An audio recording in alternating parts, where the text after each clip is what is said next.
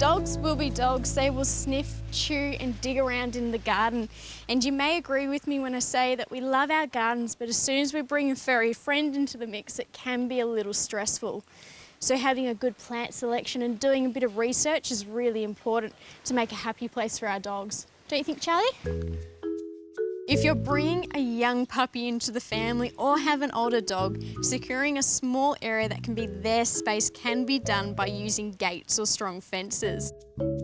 If your garden is already secure and you only have a small space but wish for that lush, colourful garden, it can be done. Knowing which plants to stay clear from and have is really important.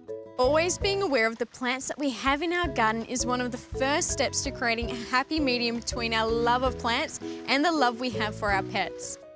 Unfortunately, most bulbs are no good for our dogs, especially if they love digging around in the garden. To avoid any accidents, digging these up and placing them into pots is a really good idea. And keeping them out of reach is one way to keep our pets safe and a way for you to still enjoy the flowers.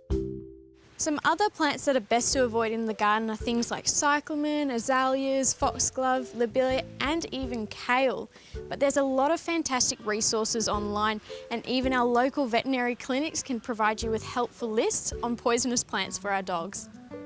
If you have a garden filled with established plants or seedlings and do not have the option of moving them, you can try planting dogbane. Most dogs hate the scent of this plant and will keep as far away as possible from it. Planting these near poisonous plants can be a form of deterrent to help train our dogs to stay clear. There are also repellent products on the market to encourage our four-legged friends to avoid going in areas where we don't want them.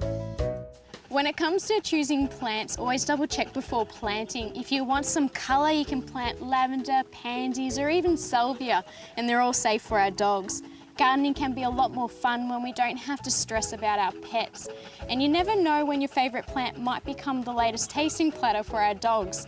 So having a safe garden for them will keep us smiling as well.